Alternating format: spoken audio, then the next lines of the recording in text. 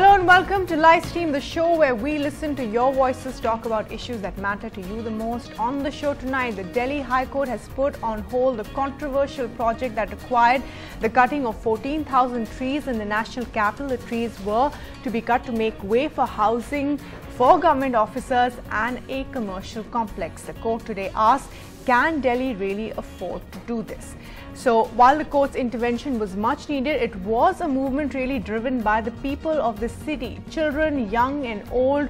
And we asked today, is this Delhi's Chipko movement as Netas exchange barbs between the Aam Aadmi Party and the central government? Who is responsible? On the show tonight, we are joined by Anil Sood, petitioner in the case, who is also the chairman of Chetna.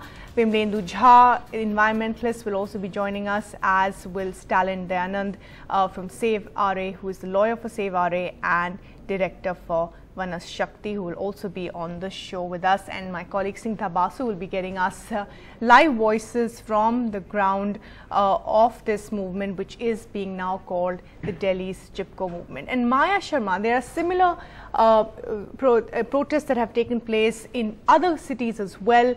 Maya Sharma has sent us this report where two activists actually saved the city from several trees from being cut in Bengaluru.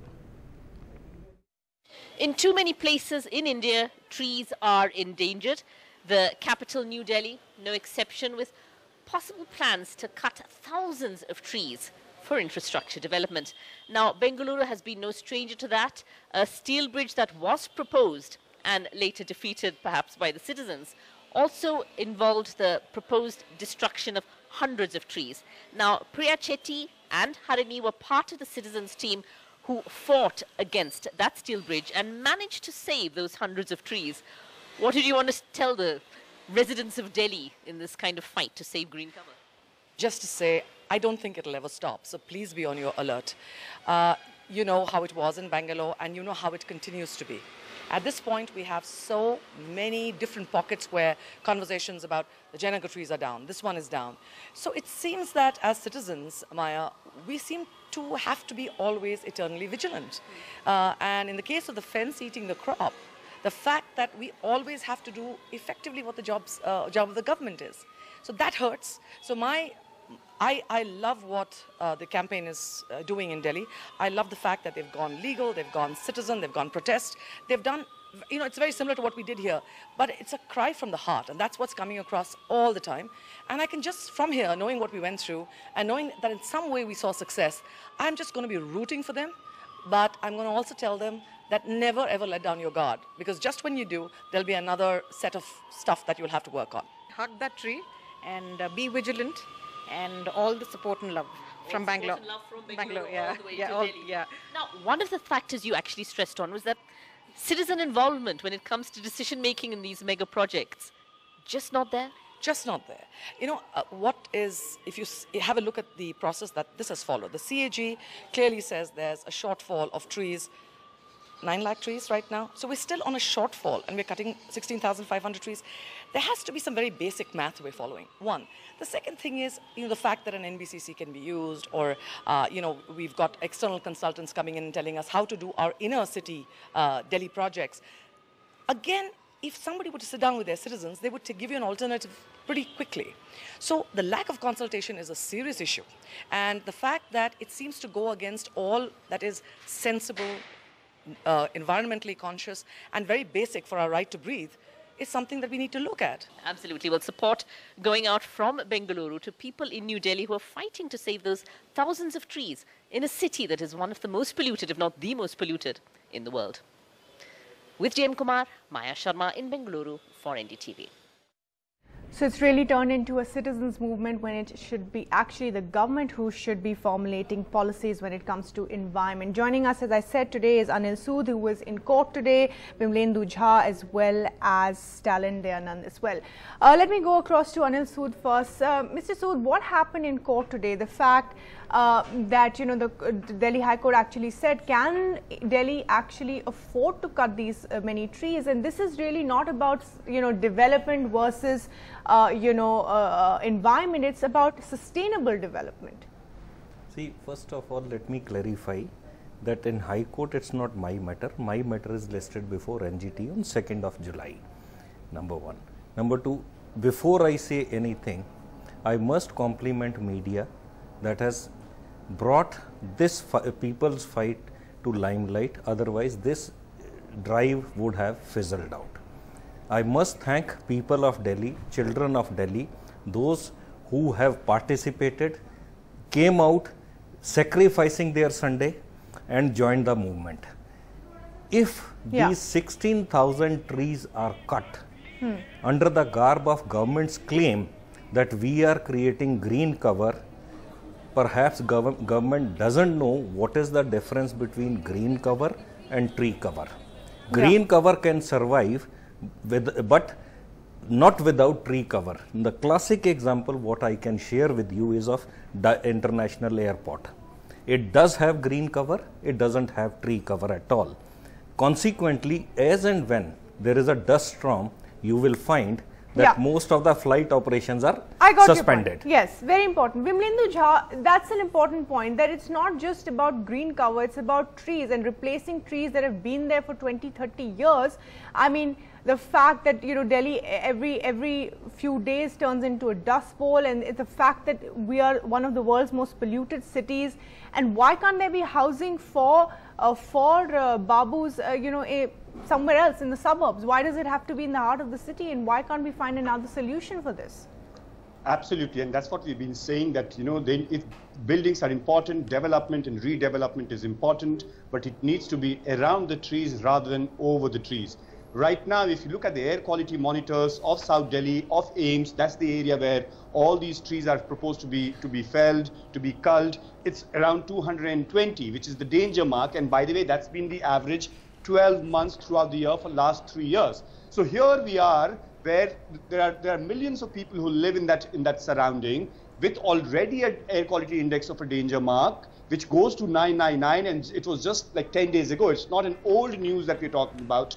And still, the government that is supposed to be the custodian of our environment proposes to build houses over these trees, which are 60 to 70-year-old. And the logic from the legal point of view that they put forth is that there will be compensatory afforestation. If you look at the history of compensatory afforestation in India, it has never worked. As recent as in April in Supreme Court, the Supreme Court had actually scolded the central government for collecting 90,000 crores for compensatory afforestation fund and not spending it, or spending it for construction of roads or fixing of science labs and doing something or the other. So, of course, there's a 39,000 houses deficit for Babus, but there's also a 9 lakh tree deficit in Delhi, and it's not business as usual. 80 people die every day in Delhi because of bad air, and therefore they need to do something about it rather than say, oh, well, we need houses. Absolutely. We need houses, but not really. You know, we also need right to breed is more important than right to housing. Yeah, absolutely, Vimlendu. And in fact, let me go across to my colleague Sigda Basu, who has been following this, as it was, citizens movement, you know, clearly, because it was the protests by citizens who really led to all of this going to the courts, and the media highlighting this as well. And Sigda, let's hear a little bit from the voices on the ground that have led these protests. Right, Bhairavi, if I can just show you around me, you know, this is Sarojini Nagar, the stretch where this protest began about 3 days ago. A sit-in candle march used to happen here every evening till late in the evening. And even today, the spirits aren't dampened, though there is some reason to rejoice. But everyone is out here, including, you know, Juhi, you've really spearheaded this. What the court said today, does that bring some reason to celebrate? I do feel that it is something like a moral victory for the people of Delhi, an ecological victory, that the NBCC was forced to volunteer to not cut trees till the next hearing. That, of course, gives a temporary breathing space, is an ironic word, but it does, not just to us but to the trees. But of course, we have to see what happens afterwards. We have to strengthen and spread our campaign of spreading awareness. And very importantly, it has never only been a question of the trees, which are of course of immense importance. It's also a question of insisting that we be taken into confidence about what is the larger plan for changing the nature of the city of Delhi. This real estate plan, is it there for RK Puram, for Lodi Colony, for other companies as well? Okay. I want to, just before we wrap up, I want to get some student voices. Anushri, you are a resident of this area also. What do you hope changes on the 4th of July? I want that court say that trees should not be cutted. As अभी जो बहुत सारे अभी pollution है, अभी जब हम ऊपर से जब ट्री काटेंगे तब और भी pollution हो जाएगा, तब हम सांस भी नहीं ले पाएंगे. So that's the message. She's a resident of this area and she says, yes, redevelopment okay, but what if I can't even breathe? She's somebody who lives in the area, and that's her message, that on the 4th of July she hopes the court says no to that. Absolutely. Most of the year we can't even breathe. Let me introduce my third guest tonight, who is Talin Dayanand, and also highlight there that we haven't got any politicians today because we really want to talk about solutions, and this is a citizens' move, so we don't want to talk about politicians. And Mr. Stalin is actually somebody who got 800 hectares of trees from the RA Milk Colony. So tell us a little bit about your own initiative and how we can replicate this here, and how really it has now boiled down to, from city to city, whether it's Bengaluru or Mumbai or Delhi, about people coming out and protesting because the government seems to be not doing enough when it comes to sustainable development. They have no environment action plan for the whole year, whether it's pollution, whether it's climate change, whether it's water crisis. And then, you know, we're not even part of this decision making where you have housing for babus, but I mean, even though there can be other solutions. Thank you for this opportunity. I represent my organization Vanashakti. I am the director for Vanashakti, and I have been an integral part of the Save RA movement, a citizens movement which has fought relentlessly for 4 years, and our fight continues. We have managed to keep the trees, an area of about say 4,000 trees which were going to be slaughtered needlessly for a metro project, car shed project, a service center for a metro car shed, and also a development plan which was supposed to be made at the expense of 5 lakh trees in a forest.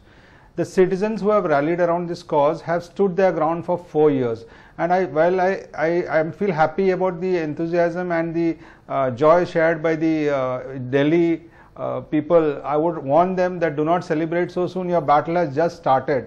You need to be on your guard. You need to continuously, relentlessly hammer using every avenue. See, the government has stopped talking to the citizens. You need to understand this. The government doesn't consult the citizens. Forget consulting citizens for a moment. Let me tell you, they don't even consult scientists. I have official replies to my RTI which says that no scientist is advising them on any of their projects. So you are in a situation where some bureaucrat. Sorry? That's the important point. Who are they actually listening to? They're not listening to specialists in the field. They are listening. Let me tell you, they are listening. They are listening to the developers. The real estate developers call the shots. You have a better chance of response from going to a real estate developer rather than from this government. This government thinks they can replace sapling trees, 100-year-old trees with saplings, which is absolute bunkum. It cannot be. Mr. Stalin, very important points you've made there. Very important points. We have the first caller calling in, also Ramchandra Rao from Hyderabad. Go ahead. What is your point? Ma'am, basically, I'm also a sociology counselor and environmentalist. And in Hyderabad, there is one ground, Gymkhana ground and polo ground, which are open places since several years, maybe 100 years, and our government, Telangana government, would like to construct one secretariat there, and also in busy area, high-tech city, where actually there is no need of extra road and all anything. But they wanted to construct multi-layered roads by distracting the Brahmanand Reddy Park, that is international so similar stories park, coming out of Hyderabad as well. Ramachandra Rao. Yes, I get your point. Thank you very much for that.